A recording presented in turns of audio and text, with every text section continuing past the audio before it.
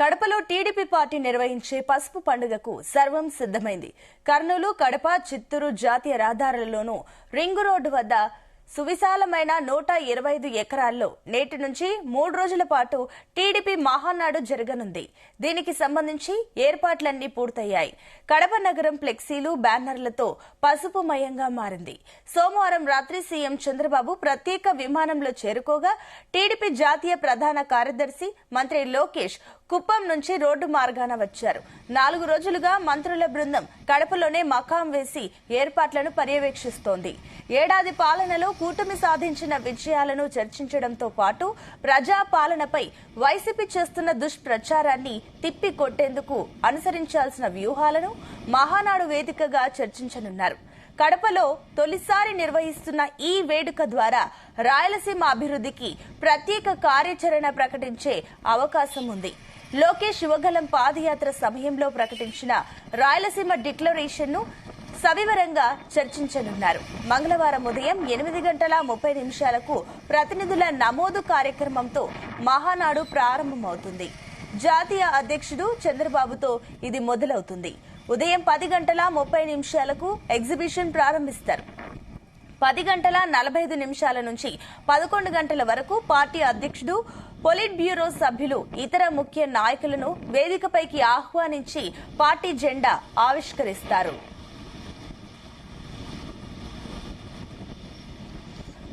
Right, ఇదే అంశానికి సంబంధించి మరిన్ని వివరాలు మా కరెస్పాండెంట్ రామచందర్ అందిస్తారు. Ramchander, good morning Sunitha. అయితే గడపలో మహానాడు నిర్వహించేందుకు సర్వం సిద్ధమైంది. ఈ రోజు నుండి కూడా ప్రారంభమై 3 రోజుల పాటు ఇది కొనసాగనుంది. అయితే ఈ రోజు, రేపు పార్టీ విధి విధానాలపై అలాగే పలు నిర్ణయాలపై కూడా చర్చిస్తారు. తర్వాత 2వ రోజు అభివృద్ధి సంక్షేమం పైనే పూర్తి స్థాయిలో చర్చ ఉంటుంది. అలాగే ఏదైతే పార్టీ విధి విధానాలు కావచ్చు, అలాగే పార్టీ ప్రజా పాలనపై అధికారంలో ఉన్నాము కాబట్టి ప్రజల ఏమనుకుంటున్నారో, ఒక సంవత్సరం, ఏడాది పాటు జరిగిపోయింది. రేపు జూన్ 4 సంవత్సరం పాటు అవుతుంది ప్రభుత్వం వచ్చి. ప్రజలు ఏమనుకుంటున్నారు, ప్రజలు సంతృప్తిగా ఉన్నారా లేదా, అన్ని అంశాలను కూడా ఈ రోజు రేపు చర్చించే అవకాశాలు అయితే మహానాడులో కనిపిస్తున్నాయి. అయితే దాదాపు 20,000 నుంచి 40,000 వరకు ముఖ్య అతిథులను మాత్రమే ఈ రోజు రేపు మహానాడు ప్రాంగణంలోకి అనుమతిస్తారు. అక్కడ చర్చించేందుకు కూడా వీలు కలిగిస్తారు. అందరం మొత్తం 40,000 మంది. అయితే 3వ రోజు మాత్రం 5 లక్షల మందితో భారీ బహిరంగ సభ అయితే ఏర్పాటు చేయనున్నారు. ఇప్పటికే వివిధ జిల్లాల నుంచి కూడా నాయకులు, కార్యకర్తలు అందరూ కూడా, టీడీపీ కార్యకర్తలందరూ కూడా ఇప్పటికే కడప చేరుకున్నారు. వారందరికీ కూడా కొన్ని వసతుల విషయంలో కాస్త ఇబ్బందికరమైనటువంటి పరిస్థితులు ఉన్నాయని చెప్పుకోవచ్చు. కడపలో ఇక్కడ అకామిడేషన్ చేయలేకపోవడము, ఇవన్నీ కొంతమంది ఎదుర్కొంటున్నటువంటి సమస్యలు అయితే ఉన్నాయి. అలాగే ఈ రోజు ఉదయం మాత్రం జ్యోతి ప్రజ్వలనతో పార్టీ వ్యవస్థాపక అధ్యక్షుడు ఎన్టీఆర్ విగ్రహానికి పుష్పాంజలి ఘటిస్తారు. అలాగే తెలుగు తల్లి గీతాలాపన జరుగుతాయి. అలాగే 11:10 నుంచి 11:20 వరకు కూడా ఏదైతే కార్యకర్తలు, టీడీపీ కార్యకర్తలు, మరణించినటువంటి కార్యకర్తలకు సంతాపం తెలపనుంది మహానాడు సభ. అలాగే 23,000 మంది పార్టీ ప్రతినిధుల సభలో సంస్థాగత నిర్మాణం, అలాగే పార్టీ విధి విధానాలు, సిద్ధాంతాలు, అలాగే భవిష్యత్ కార్యాచరణపై కూడా కేడర్కు నేతలందరూ కూడా దిశానిర్దేశం చేయనున్నారు. 2వ రోజు రేపు కూటమి ప్రభుత్వం ఏడాది పాలనలో చేపట్టినటువంటి అభివృద్ధి సంక్షేమ కార్యక్రమాలపై రూపొందించినటువంటి తీర్మానాలపై కూడా చర్చిస్తారు. అయితే మాజీ మంత్రి యనమల రామకృష్ణుడు కన్వీనర్ గా ఉన్నటువంటి ఈ మహానాడు తీర్మానాల కమిటీ కసరత్తు పూర్తి చేసింది. అలాగే ఆంధ్రప్రదేశ్ కు సంబంధించినటువంటి 14 తీర్మానాలు కూడా ప్రతిపాదిస్తారు. తెలంగాణలో పార్టీ బలోపేతానికి సంబంధించి 5 తీర్మానాలపైన, ఉమ్మడిగా 4 తీర్మానాలపైన చర్చించి ఆమోదిస్తారు. అవసరాన్ని బట్టి తీర్మానాల సంఖ్య పెరిగే అవకాశం ఉందని చెప్పి టీడీపీ వర్గాలు అయితే చెప్తున్నాయి. చివరి రోజు ఏదైతే 5 లక్షల మందితో బహిరంగ సభ నిర్వహించున్నారని చెప్తున్నారు. అయితే కడపలో నిర్వహించే మహానాడును టీడీపీ చాలా ప్రతిష్టాత్మకంగా తీసుకుందని చెప్పుకోవచ్చు.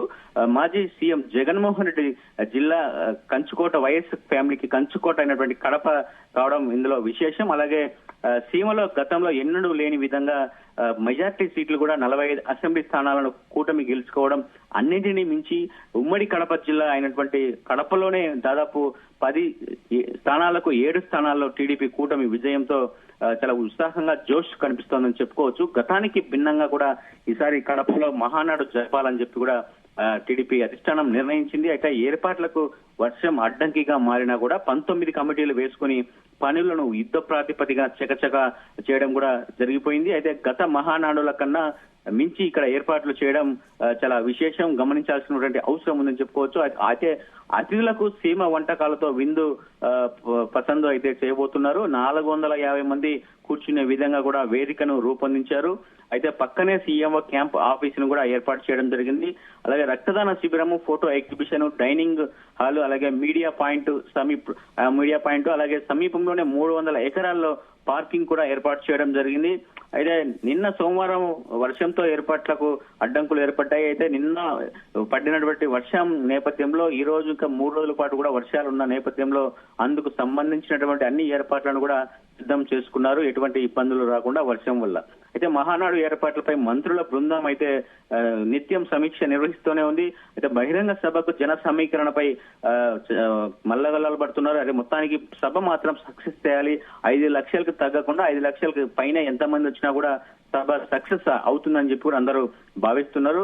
మొత్తానికి అయితే మంత్రుల బృందం అయితే గొట్టిపాటి రవికుమార్, అలాగే నారాయణ, మండిపల్లి రాంప్రసాద్ రెడ్డి, బీసీ జనార్దన్ రెడ్డి, ఎమ్మెల్యేలు అమర్నాథ్ రెడ్డి, ఉగ్ర నరసింహారెడ్డి, మొత్తం అందరూ కూడా ఏదైతే మారిటైమ్ బోర్డు చైర్మన్ కావచ్చు, మొత్తం అందరూ సమిష్టి కృషితో ఈరోజు మహానాడు పూర్తి అన్ని ఏర్పాట్లను కూడా పూర్తి చేయడం జరిగింది. అలాగే ఎప్పుడు సమీక్షలు నిర్వహిస్తున్నారు అధికారులతో, రవాణాకు సంబంధించినటువంటి విషయంలో కావచ్చు, జిల్లాలకు బస్సులు పంపి అక్కడి నుంచి ఇక్కడికి బస్సులు తీసుకురావడం కావచ్చు, జన సమీకరణ కావచ్చు, అన్ని ఉన్నారు. అలాగే మహానాడులో క్లీనింగ్ అంశం చాలా ఎక్కువ ప్రాధాన్యత కలిగి ఉందని చెప్పుకోవచ్చు. ఎందుకంటే బురదమయం, ఒకవేళ వర్షం వస్తే బురదమయం అయ్యే అవకాశం ఉంది. అలాగే అక్కడ ఏదైతే వంటకాలు, అలాగే భోజనం తర్వాత అక్కడ క్లీనింగ్ సంబంధించినటువంటి ఇప్పటికే స్వచ్ఛ ఆంధ్రప్రదేశ్ కు సంబంధించిన ఒక మిషన్ సభ్యులందరూ కూడా ఇక్కడే దిష్ట వేసి ఉన్నారని చెప్పుకోవచ్చు.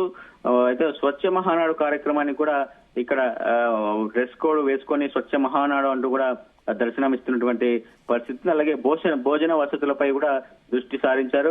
ఎన్నడూ అయితే గత మహానాడులను తలపించే విధంగా రాయలసీమలో మొదటిసారి కాబట్టి రాయలసీమ రుచులను, అలాగే ఆంధ్ర ఆవకాయ కావచ్చు, ఆంధ్ర రుచులను కావచ్చు, అన్ని రకాల రాష్ట్రంలో ఉన్నటువంటి అన్ని ప్రాంతాలకు సంబంధించినటువంటి ప్రత్యేక వంటలను కూడా ఇక్కడ మహానాడులో వచ్చినటువంటి అతిథులకు వడ్డించబోతున్నారని చెప్పి తెలుస్తోంది. మొత్తానికి 5,000 మందితో ఈ మహానాడుకు పోలీసు బందోబస్తు నిర్వహిస్తున్నారు. ఇప్పటికే డిఐజీ స్థాయి అధికారులు కావచ్చు, 10 మంది ఎస్పీ స్థాయి అధికారులు కావచ్చు బందోబస్తును పర్యవేక్షిస్తున్నారు. ఎప్పటికీ ఇక సీఎం కావచ్చు, అటు నారా లోకేష్ కావచ్చు, ఇద్దరు కూడా ఏదైతే మహానాడు సభ ఏదైతే ఉందో ఆ సభ దగ్గరే 3 రోజుల పాటు కూడా బస చేయనున్నారు. నేపథ్యంలో భారీ డ్రోన్లను కూడా సెక్యూరిటీ పరంగా పహారా కాస్తున్నారు. డ్రోన్ల ద్వారా కావచ్చు, అటు 150 కెమెరాలు, సీసీ కెమెరాలు కూడా ఏర్పాటు చేశారు. ఎప్పటికప్పుడు భద్రతను అయితే పర్యవేక్షిస్తున్నారు. 24 గంటల పాటు ఒక కమాండ్ కంట్రోల్ కూడా ఇక్కడ మినీ కమాండ్ కంట్రోల్ కూడా ఏర్పాటు చేయడం జరిగింది. మొత్తానికి అన్ని ఏర్పాట్లు అన్ని వైపుల నుంచి కూడా ఎటువంటి సమస్య లేకుండా, అలాగే ట్రాఫిక్ సంబంధించినటువంటి ట్రాఫిక్ ఇబ్బందులు లేకుండా డైవర్షన్ పెట్టడము, ఈ మహానాడు జరిగే ప్రాంతంలో ఎటువంటి ట్రాఫిక్ ఇది కాకుండా, అలాగే సామాన్య ప్రజలకు కూడా ఎటువంటి ఇబ్బందులు లేకుండా కూడా అన్ని జాగ్రత్తలు కూడా తీసుకోవడం జరిగింది. ఎక్కడైనా సమస్యలు ఉంటే తమ దృష్టికి తీసుకురావాలని చెప్పి కూడా ఇప్పటికే అటు మహానాడు సభ కమిటీ కావచ్చు, అటు పోలీసులు కూడా చెప్తున్నారు. మరి అయితే రాజకీయ అంశానికి ఏమైనా నిర్ణయాలు కూడా జరిగే అవకాశాలు ఉన్నాయి. అలాగే జగన్మోహన్ రెడ్డిపై తీవ్ర స్థాయిలో అటు చంద్రబాబు నాయుడు కావచ్చు, ఇటు లోకేష్ కావచ్చు తీవ్ర స్థాయిలో విమర్శలు చేయబోతున్నారు అని చెప్పి కూడా తెలుస్తుంది. అలాగే రాయలసీమకు సంబంధించినటువంటి ప్రాజెక్టులు, నీటి ప్రాజెక్టులపై కూడా సుదీర్ఘ చర్చ కూడా కొనసాగుతోందని చెప్పి చెప్తున్నారు. మరి కడపకు ఏదైతే ఈసారి 25 సంవత్సరాల తర్వాత కడపలో టీడీపీ పాగా వేయడం, వైఎస్ కంచుకోవడం, బద్దలు కొట్టడం, ఇవన్నీ కూడా అన్ని అంశాలు కూడా చర్చకు వచ్చే అవకాశం ఉంది. భవిష్యత్తులో కూడా కడపలో 10 సీట్లు కూడా టీడీపీ కైవసం చేసుకునే విధంగా కూడా ఒక చర్చ, అలాగే దిశా నిర్దేశం కూడా చేయనున్నారు కడప జిల్లా నేతలకు కావచ్చు, అటు రాయలసీమ కావచ్చు. మొత్తానికి మహానాడు కడపలో పెట్టడం మాత్రం ఒక పెద్ద ఏదైతే ప్రత్యేకత అని చెప్పుకోవచ్చు. ఏదైతే ఎందుకంటే గతం ఎప్పుడో కూడా అటువంటి ఆలోచన చేయనటువంటి టీడీపీ ఈసారి కడపలో పెట్టాలి అని ఒక నిర్ణయించుకున్నప్పటి నుంచి కూడా ఒక ఆసక్తికరమైనటువంటి అంశంగా మనం చెప్పుకోవచ్చు. చాలా ఆసక్తి అయితే ఎక్కువ పెరిగిపోయింది. కడపలో జగన్ అడ్డాలో, జగన్ జిల్లాలో మహానాడు పెట్టడం అంటే అందరూ కూడా ఆశ్చర్యం వ్యక్తం చేసినటువంటి పరిస్థితి ఉంది. అలాగే ప్రపంచంలో ఉన్నటువంటి తెలుగు దేశం కార్యకర్తలందరూ కూడా కడప వైపు చూస్తున్నారు. అసలు కడప నుంచి ఎటువంటి సందేశం ఇవ్వబోతున్నారు తెలుగుదేశం పార్టీ కార్యకర్తలకు కావచ్చు, అటు ప్రజలకు కావచ్చు, భవిష్యత్తులో తెలుగుదేశం పార్టీ భవిష్యత్తు ఏంటి అనేది కూడా ఈ రోజు మహానాడు ఏదైతే సక్సెస్ అవుతుందో కడపలో పెడితే సక్సెస్ అయిన తర్వాత టీడీపీ భవిష్యత్తు ఏంటి అనేది కూడా అందరూ చర్చిస్తున్నటువంటి పరిస్థితి అయితే కనిపిస్తోంది. Ramachandra, thank you.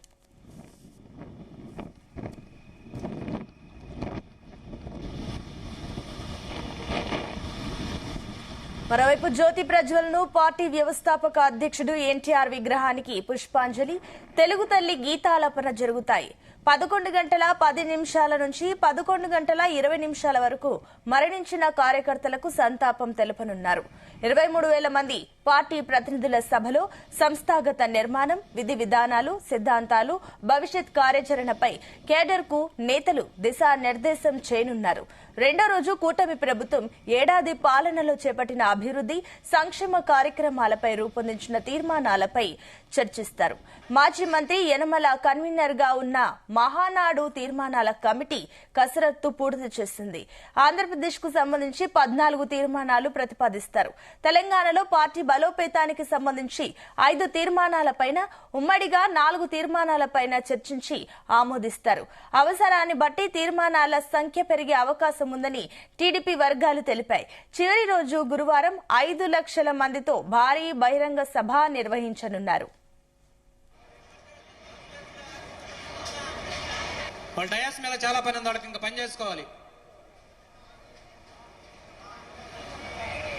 సైడ్ మెట్లకు బ్యారికేడ్లు కట్టేయండి, ఇంకా